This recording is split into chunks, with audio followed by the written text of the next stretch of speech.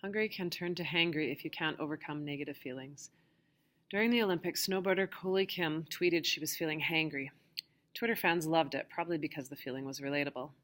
The word hangry, a combination of hungry and angry, has only been used regularly since the early 2000s. However, the experience of being hungry and angry at the same time is as old as the human stomach. Now researchers have taken a step toward figuring out why irritability and hunger go together, like macaroni and cheese. To study the phenomenon, Jennifer McCormick and fellow researchers at the University of North Carolina, Chapel Hill, first did 2 online experiments on 400 people. Their research appears in the science journal Emotion. Participants were shown images designed to cause happy, unhappy, or neutral emotions. Then they were shown a neutral Chinese image they wouldn't be able to understand. People who know Chinese were not included. The people then rated the Chinese image on a 7-point scale from pleasant to unpleasant. They were also asked how hungry they felt. Hungry people shown the unhappy image first were more likely to rate the Chinese image as unhappy as well. The result shows hunger trends to worsen unhappy feelings. Meanwhile, hunger did not seem to affect people shown neutral or positive images before the Chinese image. In a second experiment, the team enlisted 118 college students for a lab study, instructing them not to eat for 5 or more hours before coming in.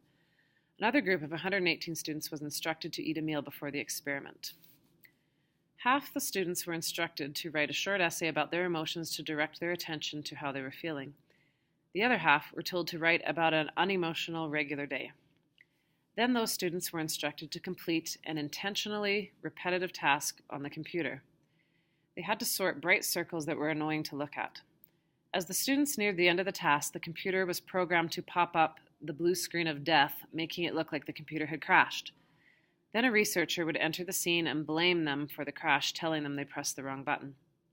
After the experiment, the students were asked to answer questions about their emotions and the quality of the experiment.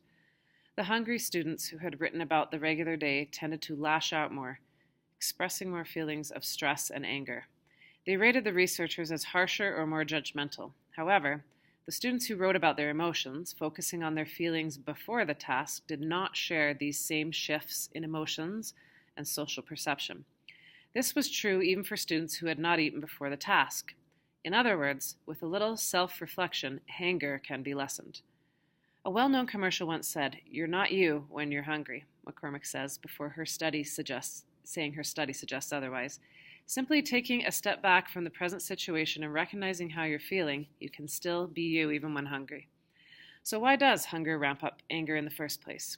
The reason is not clear, but McCormick explains that previous studies have shown hunger activates many of the same biological systems as emotions. Hunger causes the body to release stress hormones or chemicals in our body. The hungrier you are, the more stress hormones are released. It makes us feel stressed and ready for action, like lashing out in anger. When you're hungry, like when you're in the grip of a strong emotion, it can temporarily change how you see the world. These findings suggest that feeling hangry occurs when your hunger-induced negativity gets blamed on the outside world. You think that a person who cut you off on the road is the one who made you angry. McCormick writes about someone driving. People are upset about being hungry, but don't realize they're blaming something else for upsetting them, she says. Elizabeth Davis is a psychologist at the University of California, Riverside. Davis was not involved with the study. She says the experiments showed being hangry depends on the situation. We could be hungry and having a bad day. To make it worse, someone blames us for their crappy computer freaking out.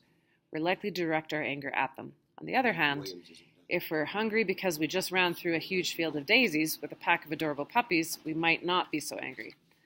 Hunger signals to us that something is wrong, that it's time to eat, Davis says. But as humans, we may misattribute that. We think the unhappy feeling is something outside ourselves before we think about what our body's telling us. McCormick suggests eating protein-packed healthy snacks that can keep hunger at bay.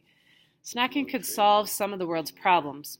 Just this week, an Ontario, California woman described as hangry was scolded by police.